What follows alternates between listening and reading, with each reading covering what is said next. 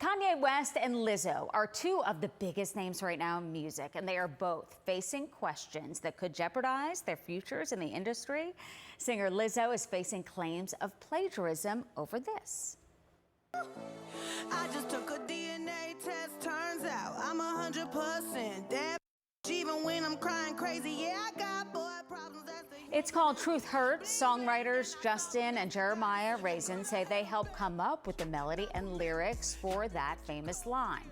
As for Kanye, his Sunday service tour may be upsetting to a lot of people. They say he's mixing politics in with religion and making controversial statements like this. If they throwing slave nets again, how about we don't all stand in the exact same place? Lot to sort through. I'm so glad pop culture expert Jawn Murray is with me. John, good to see you. Let's talk Lizzo. In terms of plagiarism, I always thought you can't plagiarize an idea. So by her making the song, is she still liable to that? Listen, Susan, I love Lizzo. I love her music. I love what she's done for body positivity. I even love that flute of hers.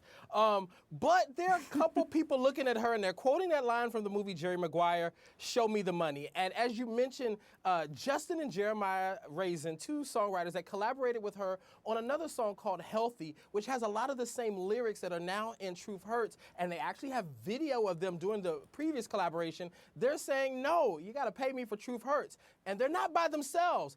Pop superstar CeCe Peniston, she said that Lizzo lifted a line, ya ya ee, ya ya ee, ya ya ee, ya. So glad I didn't have to say that. From her big hit, Finally.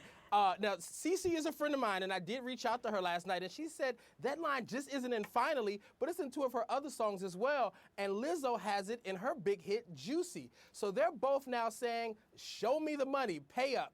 Lizzo's not by herself here. Like some of the biggest artists in music, I'm talking Rolling Stones, Sam Smith, Ed Sheeran, Katy Perry, they've all paid out. Bruno Mars, huge copyright claims. And let's not forget two of the biggest in the history of music. Michael Bolton and both Pharrell and Robin Thicke paid over $5 million in copyright claims. Lizzo won't be the first. She won't be the last. I say she should quietly settle out of court because she has a song called Cry Baby, and she'll be crying really bad if she has to cut a supersized check if she loses in court. How do you spell that? Ya-ya-e, ya-ya, I digress. We're turning now.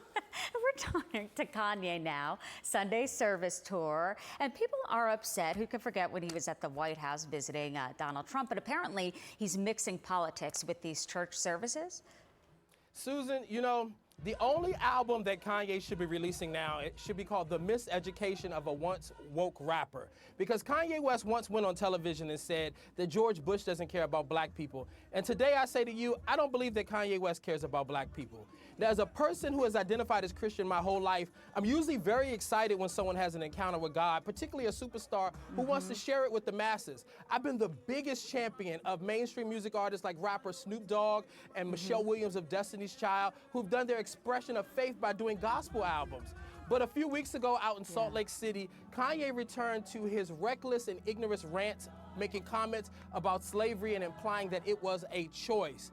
And the reality is, Susan, that people of color cannot turn a blind eye to someone denying that America's greatest sin actually took place. If Kanye was saying these things about any other faith in this country, we would be outraged because you cannot deny that the Holocaust of a people and a culture actually took place.